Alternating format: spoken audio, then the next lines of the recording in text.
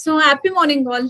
Today I'll be discussing about luteal phase support and IUI. So I'll be discussing about the drugs which are used for luteal phase support. So am I audible? Is there any Yes, disturbance? ma'am. Yes, ma'am. You're audible, ma'am. We can hear you.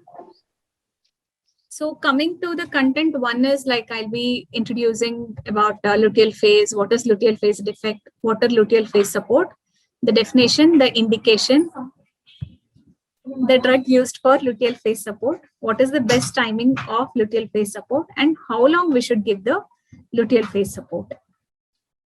So coming to the introduction, the successful implantation requires synchrony between a competent blastocyst and a receptive secretory phase endometrium. So there should always be a synchrony between the blastocyst as well as the endometrium. Then only the implantation will happen properly.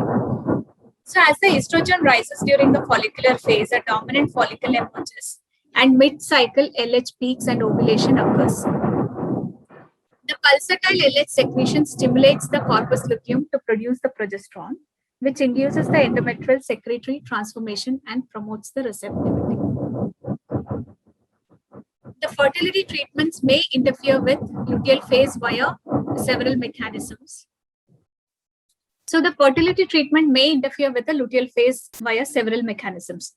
So one thing is when we are doing the ovulation induction, we all know like clomiphene citrate will have some effect on endometrial implantation, as well as with increased E2 values from the ovarian stimulation, it may cause pituitary downregulation and alteration in the luteal phase LH secretions. One is, and also abnormally high level of estrogen leads to inappropriate priming and advancement of the endometrium. That is what happens when we are using a medication for ovulation induction, especially in a IUI and in IVF. If what happens when more follicles comes up, the amount of the estrogen value will be more. So increased estrogen, what it causes, there will be inappropriate priming. There is a estrogen priming, no, like during that implantation phase. So there will be inappropriate priming as well as what happens, there is advancement of the endometrium. So this we will discuss in the endometrial receptivity class. So what happens if the endometrium is receptive, or suppose on day 20 or day 21 normally. So here what happens if the E2 value increases, instead of day 20 or day 21, the implantation will happen on day 18 or 19, like that. Advancement of the endometrium will happen. Gene expressions and all the chemokines expression will occur early.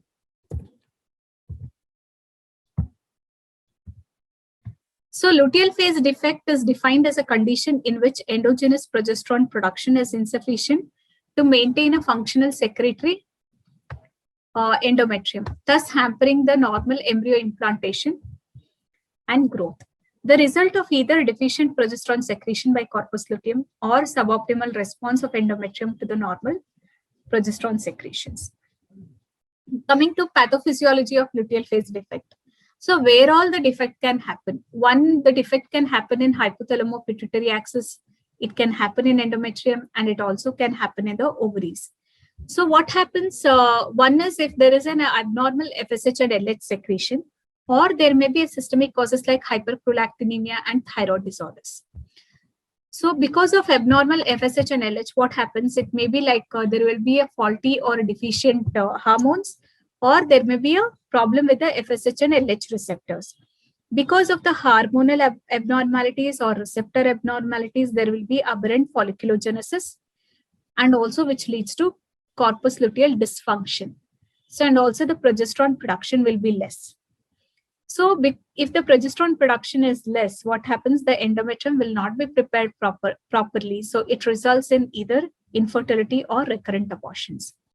And inside the endometrium, if we take, there may be a faulty estrogen receptors and progesterone receptors as well.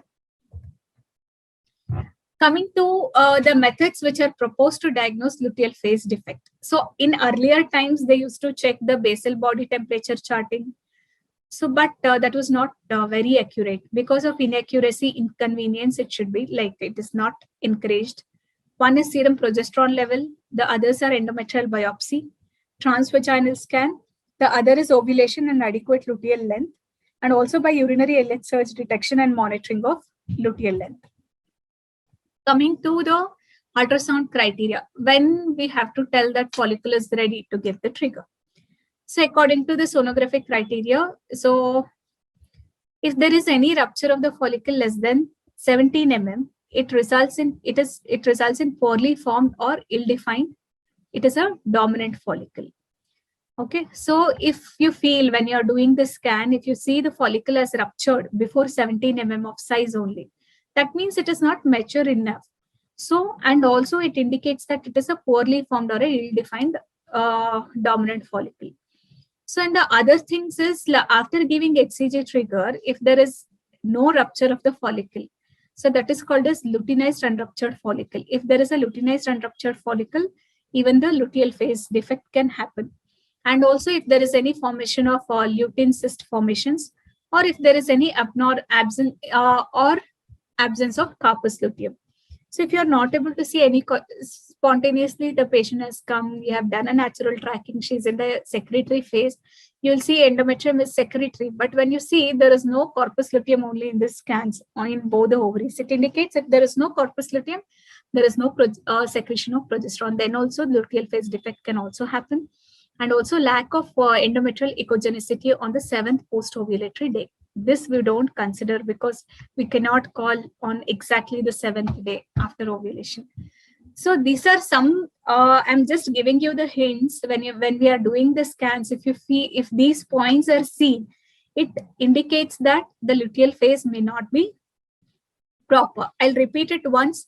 If the rupture of the follicle happens before 17 mm, if the dominant follicle is not formed properly, or it is a ill-defined dominant follicle, or after giving trigger, if the follicle is not ruptured, that is luteinized unruptured follicle, or if lutein cyst formation happens, or if there is any absence of corpus luteum. So in the scan, when you do it in the secretory phase, and also the lack of, usually in the secretory phase, endometrium becomes secretory. So that changes will be seen. So if there is any altered echogenicity in the secretory phase, if the endometrium is not secretory, still it is triple line pattern, or if there is no pattern like that, that also indicates there is a problem in the luteal phase. So currently there is no reproducible, pathophysiologically relevant and clinically practical standard to diagnose luteal phase defect and distinguish fertile from infertile women. The role of basal body temperature, urinary LH kit, detection kits, luteal progesterone levels, endometrial biopsy, and other diagnostic studies have not been established, and performance of these tests cannot be recommended. So according to the American Society for Reproductive Medicine, they tell measuring basal body temperature or doing the endometrial biopsy on day 21 and checking, doing a urinary LH kit and then checking for whether luteal phase is adequate or not on luteal phase progesterones. So usually day 21 checking the progesterone level, and then we cannot say it properly because these are not the standard tests. Their sensitivity and specificity are very less, and it is not reproducible. That means in this cycle, if you have done this, suppose in this cycle, her progesterone on day 21 was this, or endometrial biopsy was this. So in the next cycle on day 21, the progesterone value may not be same, or endometrial biopsy changes may not be same. So that's why we don't consider these tests regularly to detect the luteal phase defect. So coming to the treatment modalities. So here, none of the tests are very effective in detecting luteal phase support. So now what we have to do, one, whenever you're doing ovulation induction for a timed intercourse or for an IUI, give a adequate luteal phase support, thinking that there may be some deficiency. Coming to the first approach. So in the treatment modalities, if the patient is coming with repeated TI failures, IUI failures, we have to consider this. There may be problem in luteal phase defects also. So in the treatment modalities, first approach is correction of any underlying conditions. Like if there is any hypothalamic causes, or if there is a thyroid dysfunction, if the patient TSH is very high, whether she may be hypothyroid or she may be hyperthyroid, always start stimulation when the patient is euthyroid. And also if there is hyperprolactinemia, always correct the prolactin levels. When it comes to normal, then only start the treatment. The second approach is empiric treatment. It is based on limited reliable data. So empiric treatment to promote the endometrial maturation, enhance the endometrial receptivity, and support the implantation and development of an early pregnancy. So usually we go for this, like usually we do this first and second approach. First approach, treat the problem if the other things are abnormal, corrected. Second approach is prepare the endometrium properly after the follicle ruptures, give the medication which supports the implantation and helps in the early pregnancy. So luteal phase support is the term used to describe the administration of the medication with the aim to support the process of implantation. So this luteal phase support can come in your exam as a short answer or a long answer. So prepare it properly. Always try to write it in a flow chart or in the tabular forms. So in which patients we have to give luteal phase support? Who requires luteal phase support? One is confirmed cases of luteal phase defect. The others are unexplained infertility, the advanced reproductive age, the ART technique like IUI, IVF or ICSI is done, hyperprolactinemia patients, all downregulated cycles, and recurrent pregnancy loss, polycystic ovarian syndrome, thyroid disorders, and women with strenuous exercise and underweight who usually require luteal phase support. So those who are like athletics or those who have this eating disorders, bulimia nervosa or anorexia nervosa like that, those patients, or if the BMI is low, then we have to give this luteal phase support. So once again, I will tell. So because these things is important to write it in the exam. So that's why I prepared the PPT in this format so that it will be easy to write it in the exam. So who requires luteal phase support? One is confirmed case of luteal phase defect, unexplained infertility, advanced reproductive age, ART techniques like IUI, IVF, ICSI, hyperprolactinemia, all downregulated cycle, recurrent pregnancy loss, PCOS, thyroid disorders, and also women with strenuous exercise and underweight who requires LPS. So what are the drugs which is used for luteal phase support? LPS means luteal phase support. I've used the short forms. So one is progesterone, HCG, GnRH agonist, estrogen, heparin, prednisolone, sildenafil, and aspirin. So coming to progesterone, I'll discuss mainly about the progesterones. So progesterone mode of action is it improves the endometrial receptivity. And also it promotes the local vasodilatation and uterine muscular quiescence by inducing nitric oxide synthesis in the deciduea. And it acts as an immunological suppressant, blocking Th1 and inducing the release of Th2 cytokines. So when you write the answer in the exam, if you write the mode of action of the progesterones, usually different papers, they publish different mechanisms of actions. So if possible, if you can remember the papers and articles references, it will be well and good. It is not a must, but if you write, it has a more value in the exams. So, and also like 3 things you have to write. One, it improves the endometrial receptivity. The second thing is, one is it causes local vasodilatation. It induces nitric oxide synthesis in the deciduea. By inducing this nitric oxide synthesis, what happens? One is vasodilatation, and also the other is uterine muscles gets relaxed. And third one is it is immunological suppressant. What it does, it blocks the usually Th2 response is very good, right? So it blocks the Th1 response and it induces the release of Th2 cytokines, which is beneficial for implantation and early pregnancy. Coming to the types and modes of administration. So usually there are different types of progesterone. One is micronized progesterones.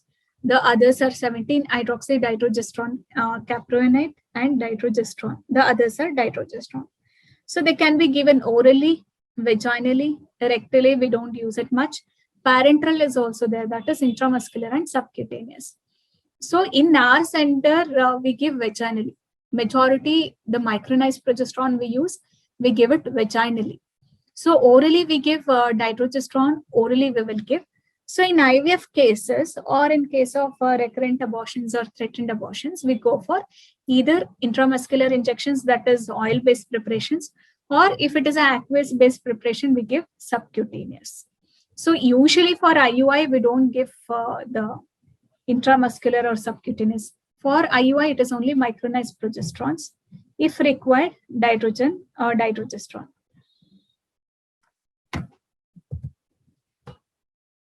So coming to the vaginal progesterones. So vaginal progesterone, it is a targeted drug therapy with greater bioavailability with consistent serum level, which may remain up to 48 hours than oral progesterone. Why we have to give a vaginal progesterone?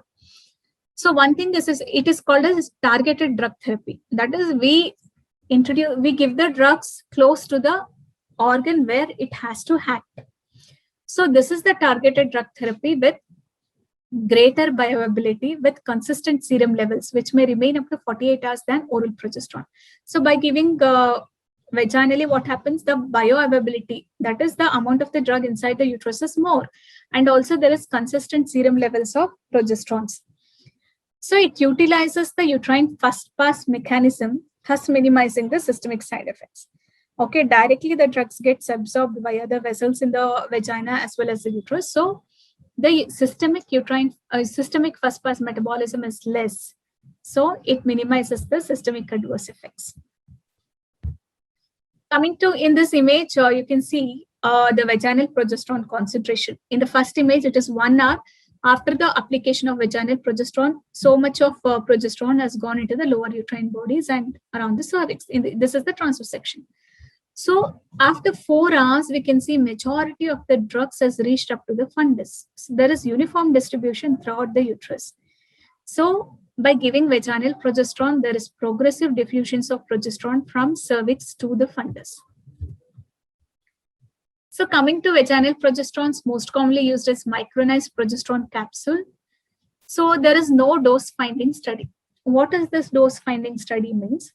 So usually if a drug comes to the market, so we have to find out what dose of drug is required for particular use. Whether 200 milligram is sufficient, whether 400 is sufficient, whether 600 we have to give, or whether 800 we have to give. There is no such dose finding study or a randomized studies which is been done. Only few studies, prospective studies they have done. So they give a range of medication. It depends upon the clinicians. Suppose if a patient is old age, whether if they have a recurrent pregnancy loss, in those cases, we prefer to use 800 milligram.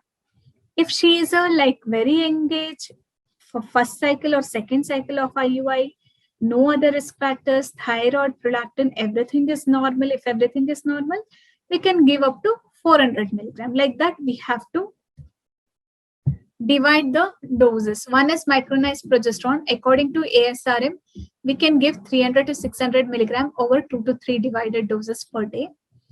So, and also vaginal progesterone pessary is also available. No dose finding studies are there. That we can give up to 400 to 800 milligram over 3 to 4 doses per day. So usually we give for a TI cycle, engage, no other comorbidities, no abortions and all, 200 milligram of micronized progesterone vaginal tablet, morning once, night once. That is total 400 milligram per day. Suppose if they have any problem like thyroid disorders, hyperprolactinemia, previous abortions, old age, so and other risk factors, for them we will give 400 milligram of micronized progesterone twice daily. That is 800 milligram. So the vaginal gel form is also available. So 8% gel is there. That is 90 milligram once daily. No difference found when administered twice. Usually they suggest 90 milligram of the gel to be inserted once daily. Gel 4 times. Actually, the gel is 4 times more expensive than capsules. Capsules are cheaper. So vaginal rings forms is also available. These are weekly rings are effective and safe alternatives for luteal supplementations in IVF. Still, large RCTs are required. It is not FDA approved yet. So still it is not in the, commonly it is not used in the vaginal progesterone rings for luteal phase support. Still the studies has to go on.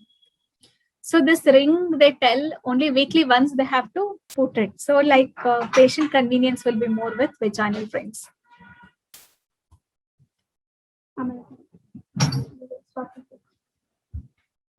Systemic review, coming to few studies. Systemic review of clinical efficacy of vaginal progesterone for luteal phase support in assisted reproductive technology cycles.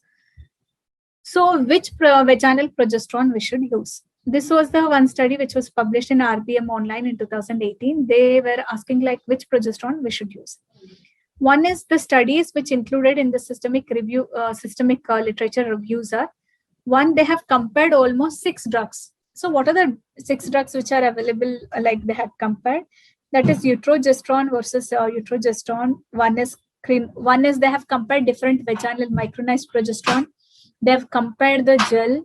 So they have compared vaginal progesterones versus gel, and also the tablet, oral progesterones versus vaginal progesterones. So the ultimate, what was the key message was the vaginal progesterone preparations like Crenone, Cyclogest, Lutigest, and Utrogestrone vaginal were found to be equally safe and effective vaginal progesterone products for luteal phase support in assisted reproductive technology. So they had compared all the routes. In that vaginal route, they have compared different drugs, which is better, which is not better. But according to this study, all the vaginal progesterones which were available in the market were equally effective. Coming to oral micronized progesterones, they have a higher first pass metabolism. The bioavailability is as low as 10%. The micronization decreases the particle size and shortens its dissolution time according to the equation of Noyes and Whitney. Side effects are sedation and it is an anxiolytic. So one thing, by taking orally, so the bioavailability can be as low as 10%. Sometimes the bioavailability can be around 30 to 40%. That is, whatever we give orally, only 10% reaches the uterus and acts. So that is it is not cost effective also. And because of this first pass metabolism, what happens? The side effects are more. When given orally, majority of the patient, they complain of dizziness, headache, and also they'll complain of excessive sleep. That is, it has little bit of sedation and anxiolytic effect. So whenever you are giving oral progesterones, tell the patient they might have this slight giddiness, increased like they might feel sleepy, headache are common.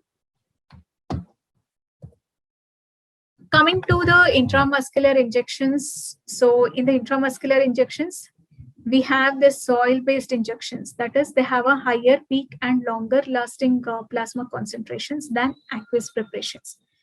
So earlier we used to have the oil-based injections because the plasma concentration used to be like long-lasting concentration. The plasma concentration used to be for a more time, and it is a sustained level. So it never used to fluctuate. So same level of progesterone used to be there in the serum for a long time. And also the peak progesterone value is also high when oil-based injections are given. So the progesterone in the oil is formulated with sesame oil and 10% benzyl alcohol that functions as a preservative. The main side effects of giving this oil-based injections are, one is it is difficult to administer and they are painful. They may cause allergy because oil is used. They may cause inflammation, rash, and sterile abscess. So whenever you are using intramuscular progesterone, always think about the side effects. Also, explain the patient after taking this injection, they might feel redness, itching, and also sometimes lump kind can form if it is given for a long time. Usually we give it for IVF during IVF stimulations. So once the cardiac activity comes, we'll switch over to aqueous-based preparation to avoid all these side effects. Because few patients will have the abscess formation. Sometimes if it gets infected, it becomes very difficult. So if it is given for more than 7 days, sometimes the patient will develop this sterile abscess. And also the administration should be done properly by a trained nurse when we are giving this oil-based injection. So if it is given superficially, it has to go deep IM. If the deep IM injections are not given, if it is very superficial, then this kind of redness, rash, and abscess are very common.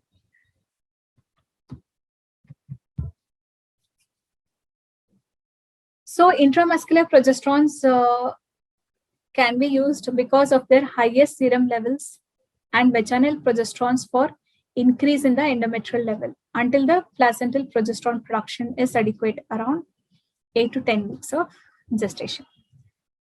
So one thing I just wanted to tell is with aqueous preparation of progesterones are also available. So these are less painful, less chances of allergy, and also less chances of granuloma formations.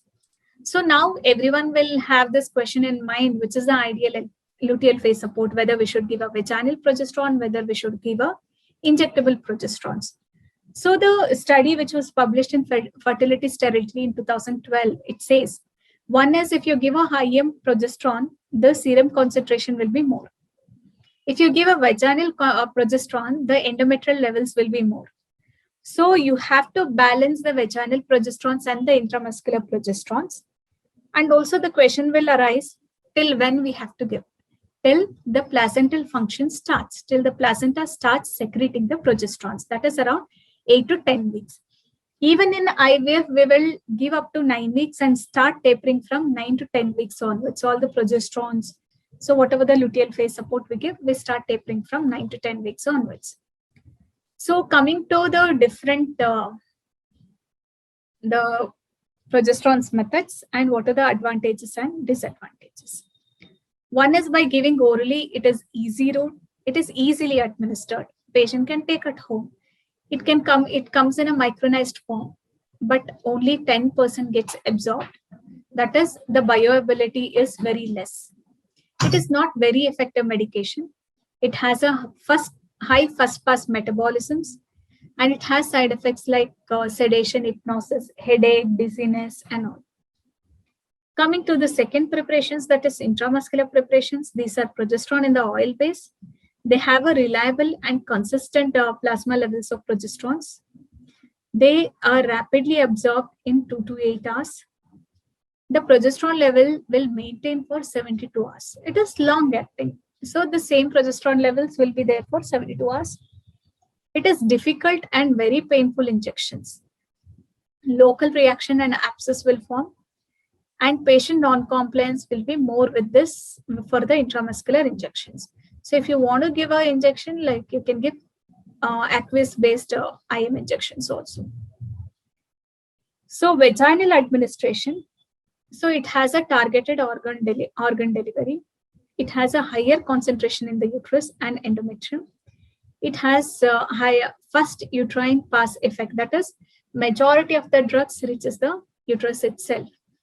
Since only minimal amount of the drug reaches the system, there is minimal systemic side effects, and there is a good patient compliance. So it can be self-administered, and there is no prick of the needle. I was telling about the subcutaneous progesterone injections. These aqueous injections are developed by encapsulating progesterones in cyclodextrin, which increases its water solubility. Upon entering the body, cyclodextrin gets readily digested, liberating free progesterone. The advantages are less painful injections. Dydrogesterone, that is Difestone, which is most commonly used brand name. Now, different companies have come up. So there are so many things from Mankind, Dydrobone, and others. 2 or 3 companies have come up recently. But earlier, from years together, it was only the single brand which was available. So it has a selective progestational activity. It has a better bioavailability and metabolic stability. It is better tolerated, orally active even at low doses. So these are the few points which are beneficial. So one is it doesn't have other activity. It is very selective progestational activity. So it has a better bioavailability and metabolic stability. So it is better tolerated orally. When taken orally, it doesn't have that dizziness, headache, sedation, sleepiness, like that side effects is not there. And also it comes in a small tablet form. And also when taken orally, even at 10 mg dose, it is very effective. Mechanism of action is similar in molecular structure and pharmacological effect as endogenous progesterone. So it almost acts like an endogenous progesterone only. It mimics the action of endogenous progesterone on neuroendocrine control of ovarian and endometrial function.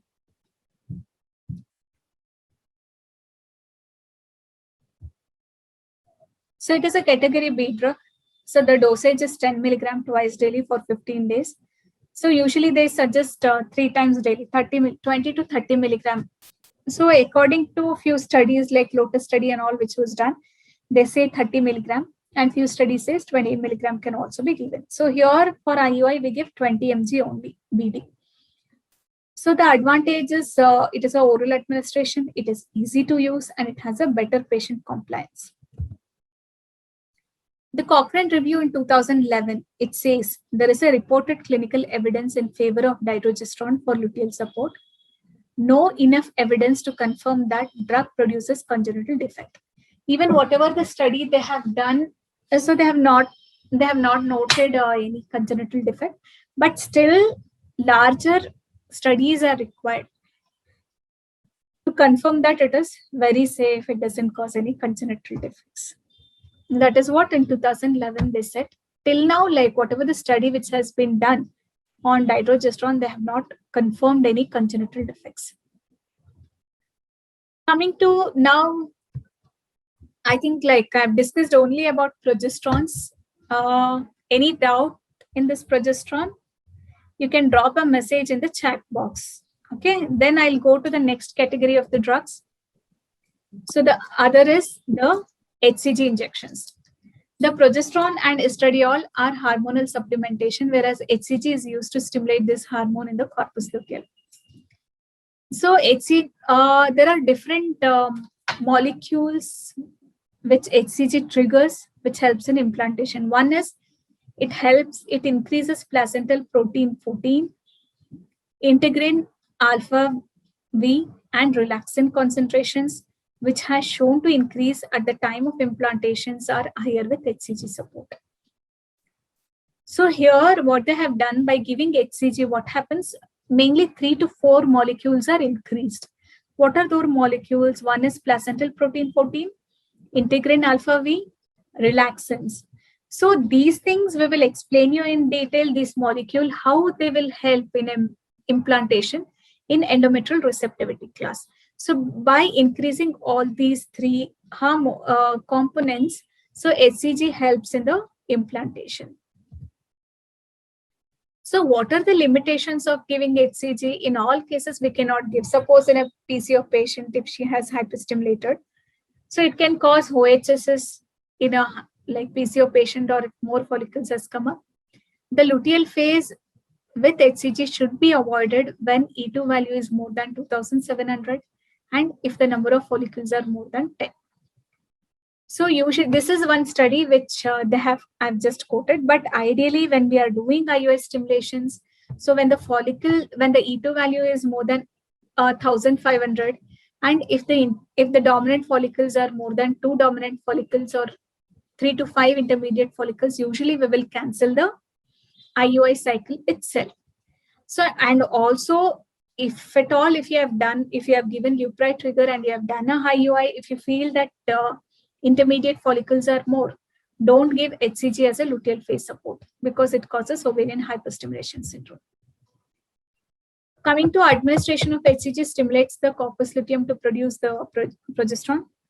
Only in the situations when LH receptor population is inadequate, hence it is only when the LH receptor is not good. Only in situations where LH receptor is not good, this is ineffective. Otherwise, in majority of the cycles, it is effective.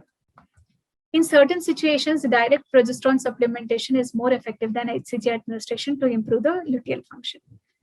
So always direct vaginal progesterone is always beneficial compared to HCG injections. So now coming to which is better. Progesterone is as effective as HCG for luteal phase support, but provides a higher safety with regard to ovarian hyperstimulation syndrome. So progesterone are always better when compared to HCG. Now coming to other molecules which are, we can call it as adjuvants, which are used for luteal phase support. So what are those? One is low dose aspirin.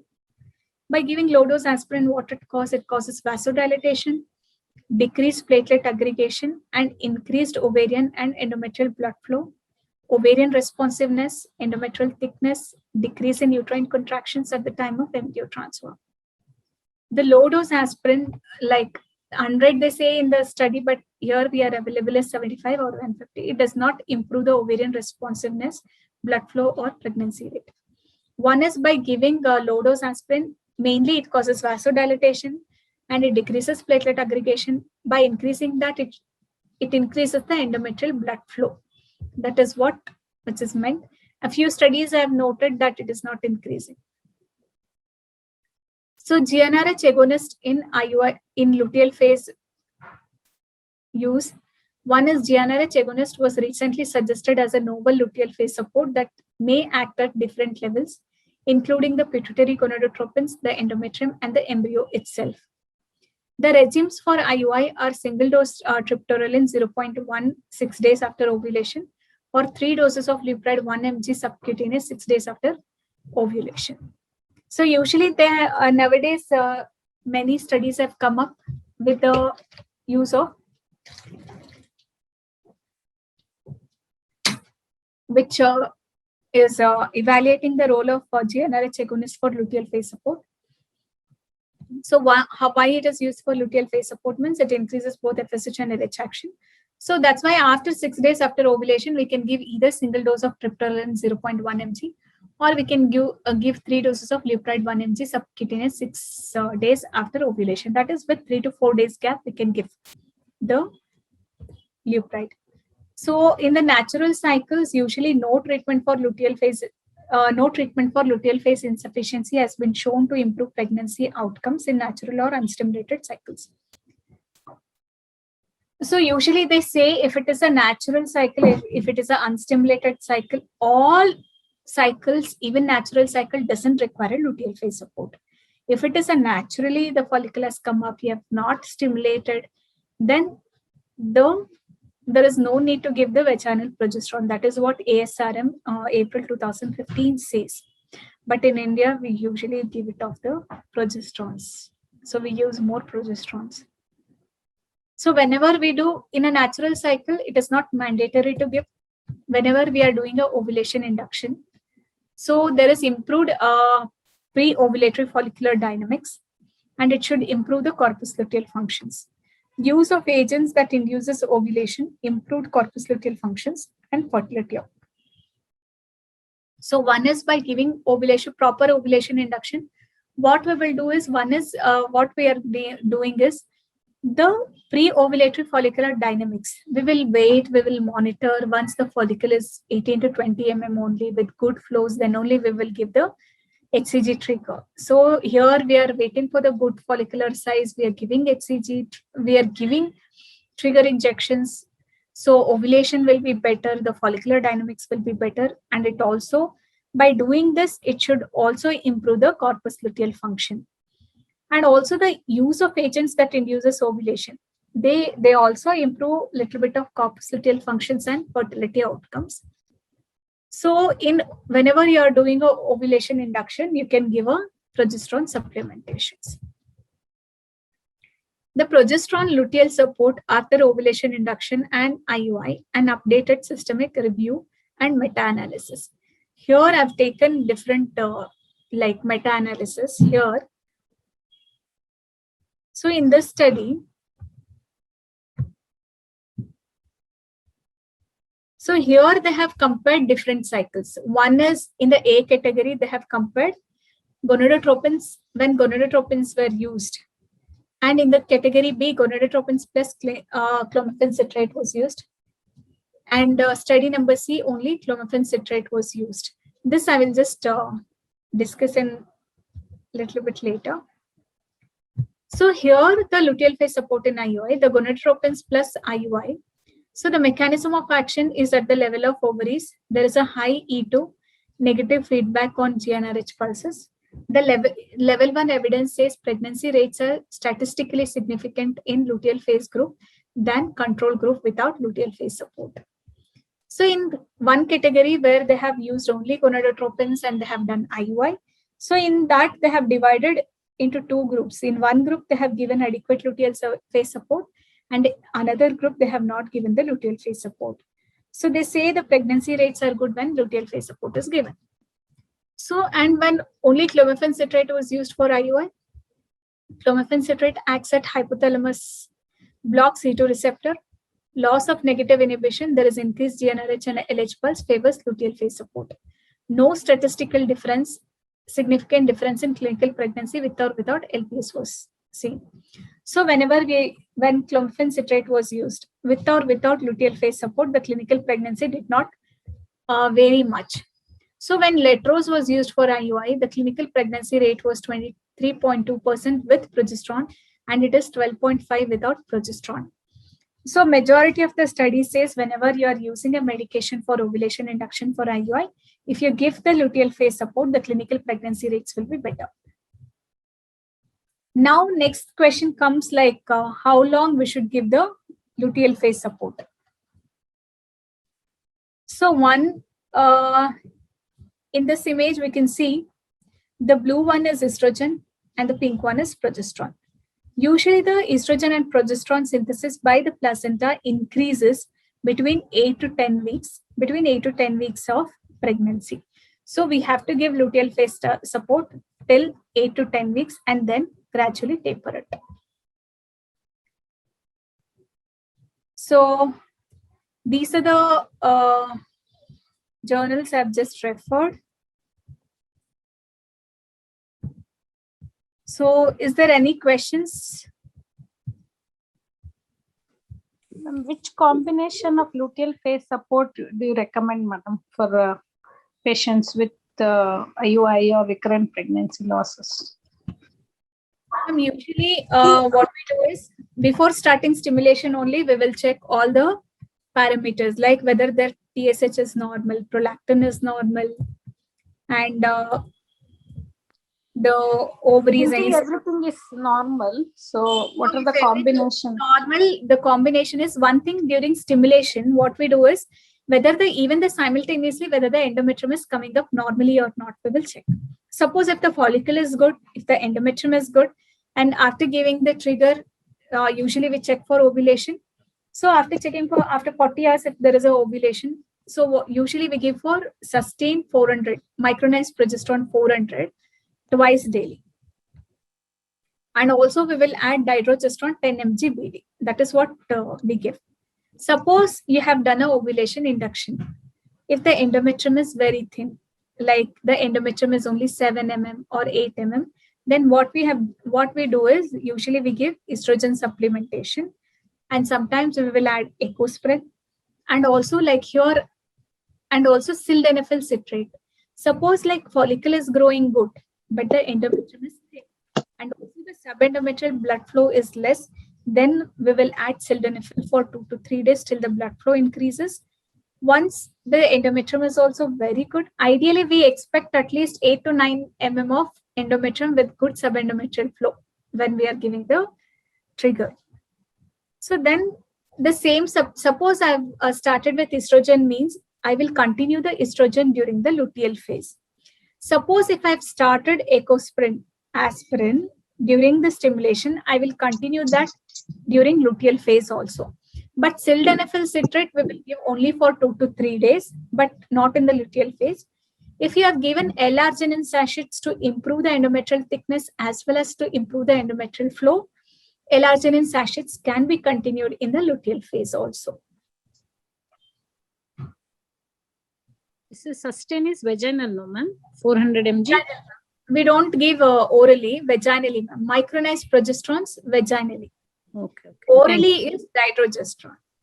Okay, thank you. Ma'am, why sildenafil should not be used? How much is the dose, ma'am? Usually the dose for IUI. So one thing is like for an infertility clinic, all patients usually they'll come in a like later age. So the age will be increased. Already they would have tried multiple cycles outside and all like that. Only the patients will come now. So usually we give 400 milligram of micronized progesterone morning one, night one vaginally, and dydrogesterone 10 mg morning one, night one orally. So suppose if it is a TI cycle, not for IUI, she is young, no other comorbidities. Sometimes we give like micronized progesterone 200 milligram twice daily. Only micronized progesterone 200 milligram twice daily. Ma'am, why should we The not? dose varies between 400 milligram, so in some cases, and in IUI 800 milligram per day. Excuse me, ma'am. Ma'am, why should we not continue sildenafil in the post ovulation, like after ovulation? Why are we Because supposed to stop this? See, one thing is sildenafil we are using only. It is a phosphodiesterase inhibitor. It increases the nitric oxide synthesis and vasodilatation. We are using sildenafil as an adjuvant only to increase the endometrial flow and to improve the thickness. So, but usually whether it is safe in luteal phase support or not, studies are not proven. Not Okay, adequate ma'am. studies are there for its continuation in the luteal phase support. That's why we will use that only till our desired factor, like the endometrium has increased or blood flow has increased. Okay, ma'am. Even during whenever we are preparing the endometrium for frozen embryo transfer, also we will add sildenafil citrate. So, but once we are starting the progesterones, we will stop that sildenafil citrate only till the desired effect is obtained. Okay, ma'am. Ma'am, Proguanova when added after pregnancy, should it be continued till 8 to 10 weeks? That has to be continued. If you have started the estrogen, don't taper it. Breakthrough bleeding and all will happen. Continue till 8 to 9 weeks and then gradually taper and stop. Suppose you have given 2 mg 3 times daily. So continue same medication till to 8 to 9 weeks, then make it twice daily for 5 days to 7 days, then OD for 5 to 7 days and then stop. By 12 weeks, stop the medication.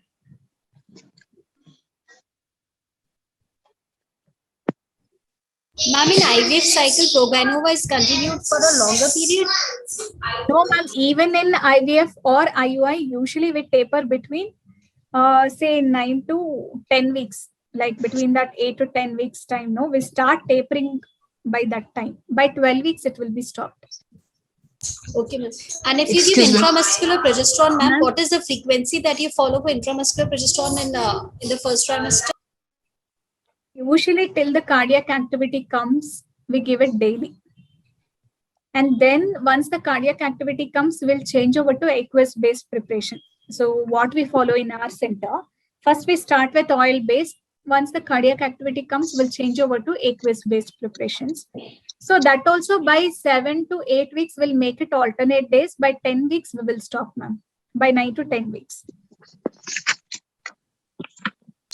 Thank you. Ma'am, you will give along with oral intramuscular injections, madam? For IUI, only micronized progesterone and dydrogesterone orally. That's all, ma'am. Vaginal micronized progesterone and oral dydrogesterone. Intramuscular and all, we will not give. So usually for IVF, we will give intramuscular. Madam, dydrogesterone still how long you will continue, madam? Usually up to 12 weeks. If the patient has this recurrent abortions or recurrent pregnancy loss or any other factors, or if there is any autoimmune diseases, because it has an immunomodulatory effect. So usually we continue up to 18 to 24 weeks. And also this micronized progesterone, suppose if I've started 400 milligram twice daily, after 12 weeks, what we do is we make it once daily. So if the patient has previous preterm labor, or if the patient has twins, or any other risk factors for preterm labor, usually we continue up to 28 to 32 weeks. Because many studies have shown by giving vaginal progesterone with high risk factors, we can prevent the preterm labors. Okay. Madam, how about this HCG? Usually they give 5,000 international units like weekly basis.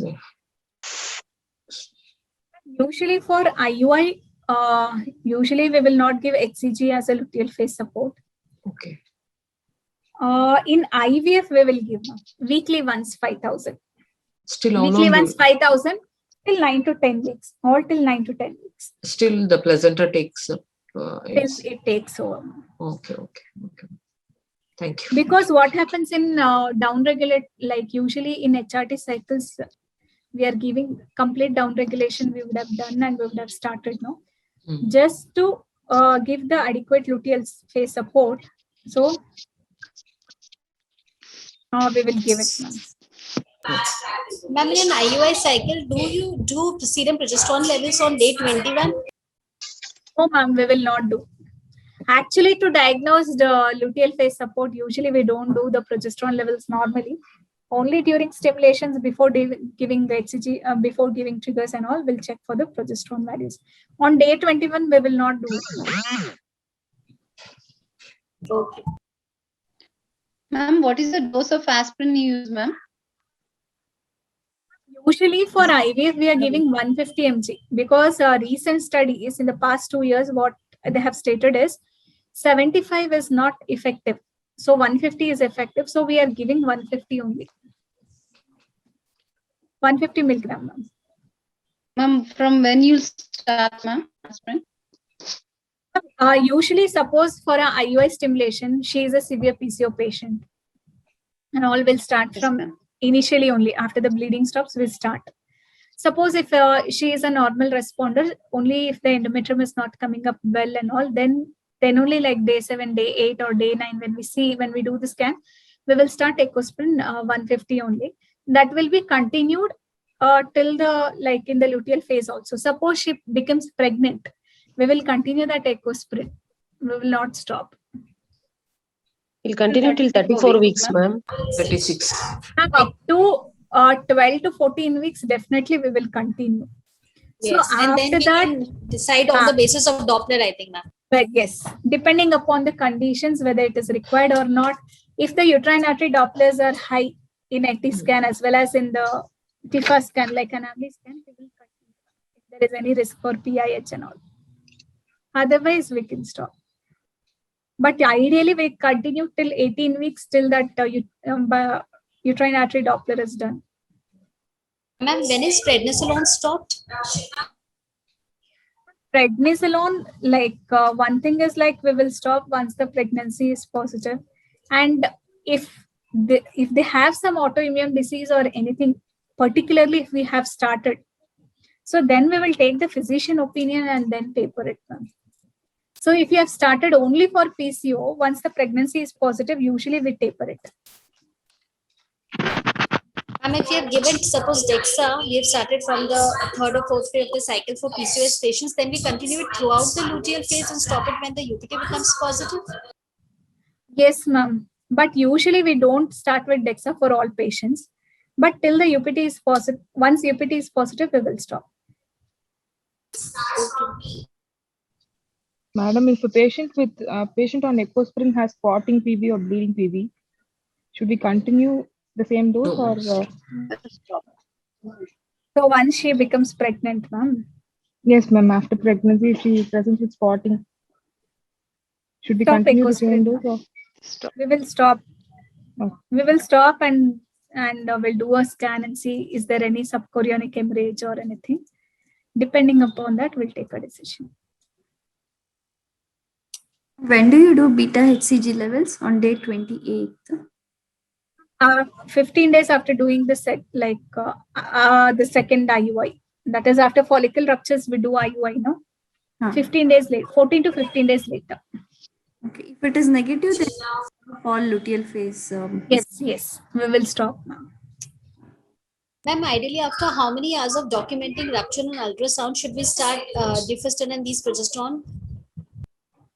So usually, how we do in our center is usually we give suppose if we give trigger, after 36 hours only, we will call the patient for scan. Suppose today evening, I've given the HCG trigger at 7 o'clock. Okay. So usually I will call the patient. Suppose if it is after rupture, single IUI only. So I will call the patient on Saturday morning around after 7 o'clock only. That is 36 hours would have crossed. Usually around 38 hours we'll do the scan.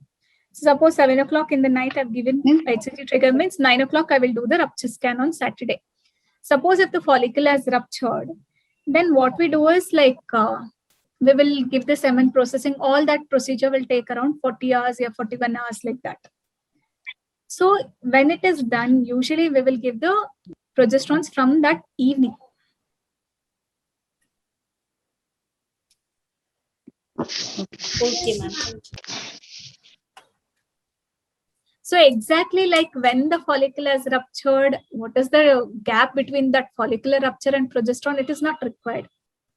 Ma'am, suppose there is another second follicle which is coming up and which we might think may spontaneously rupture on its own, and we would like a timed intercourse for that one if they're not willing for double IUI. In that case, we should refrain from difference and wait for the. Suppose, I got your point. Suppose, like on the day of HCG trigger, on one side the ovary was 20 follicle, the other side was 16. So after 38 hours, you have done a scan and only one follicle, which was 20 has ruptured. But 16 has become 17.5, still it is there. So you have done a IUI, okay? So in that case, if you feel that will rupture, then also usually majority of the times we start in that same day, night progesterones only. Or if there is any doubt like that, we will call the next day and do the scan, but we don't do it routinely. So we will advise the timed intercourse and start the progesterone same day, night. You were telling this scenario only, no, Dr. Priyanka? Yes, ma'am, same scenario. But after we start the progesterone support, will it not hamper with the eruption of the second follicles? Although that was not the target. Ideally, even if the follicle rupture has to happen, ideally it should happen within 40 hours only. Yes. Majority, 90% will happen within 40 hours. So, and also we are giving extra 12 hours time also before starting progesterones, no? Yes. So after doing the IUI, like you have one follicle has ruptured, we have done IUI, we will not again call the patient and do the scan. Okay, like we will be introducing the probes, the gels and all. Yes.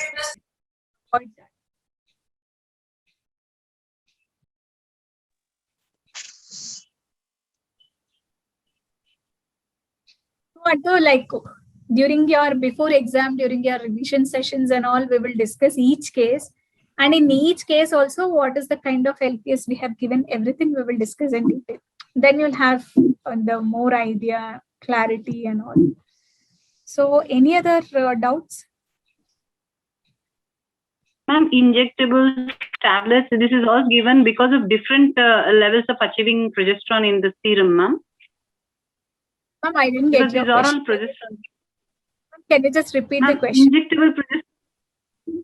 Ma'am, injectables we are giving, vaginal micronized progesterones we are giving. This is all because of different levels of achieving in the blood.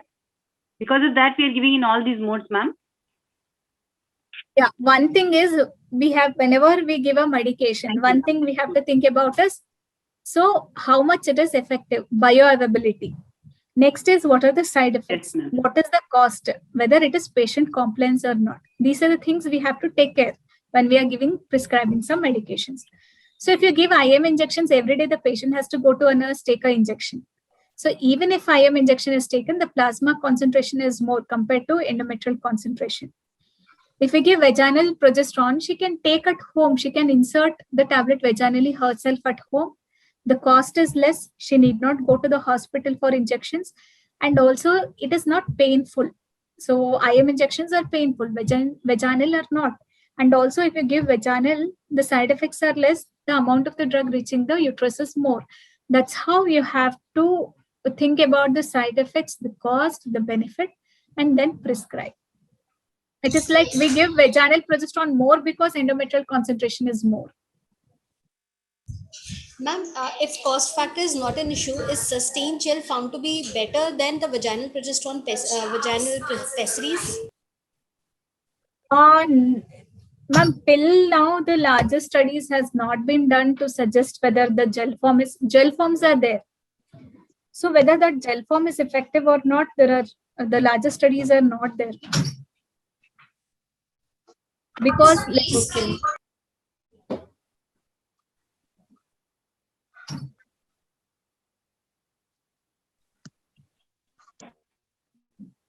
ma'am, there's some disturbance in the. Yeah, tell me, ma'am. Ma'am, what about heparin, ma'am? Low molecular weight heparin. Ma'am, usually for IUI cycle, we don't start with low molecular weight heparin. Like usually we don't give it, but in IVF we will give. So 40 units per day. So that also will continue up to 8 to 9 weeks. Weight, ma'am? 40 to 60, ma'am. Usually, generally we give 40. 60 for very obese patients Okay, ma'am. and high risk patients. Until 6 weeks, ma'am. No, ma'am, 60 for 6 8 weeks, to ma'am. 10 weeks. 8 to 10 weeks, this also. Okay, Ma'am, ma'am. sometimes Thank when you. we give vaginal progesterone to the patients, they come and show us the intact capsule kind thing which is coming outside. So I will not know whether this brand is working properly or it's getting absorbed or it's just the drug has got inside the body and thus the capsule is coming out. One thing, like whenever they are using the vaginal progesterone, the insertion should be high up as possible. Usually few companies, they will give this inserters, like what vaginal inserters, and few don't have. So we have to guide the patient to insert it high up possible and to lie down for at least 15-20 minutes after inserting the tablet. Immediately what patients will do, they will not insert high up. Immediately they'll walk around and all. So then the tablet will, usually if I give only side effects of vaginal is, they will complain of little bit of white discharge and itching. Itching around. Yeah. Yes, ma'am. Ma'am, actually, this is a common complaint which I saw that in the patients, if we give sustained gel, this feature of itching is usually not there. Yeah, with the sustained gel, itching is not there, ma'am. One thing is like, if the patients are from village side and all, they may not know how to apply it properly. If they don't apply it, the problem will be like luteal phase support won't be adequate. That is the one thing we have to think about. If the patient is like, because to apply the gel, they have to stand in a particular position, then insert in the vagina and do it properly. Usually we guide the patient when we give the gel. So, and also the cost effectiveness also we have to see. If the patient is compliant with gel, we can use it.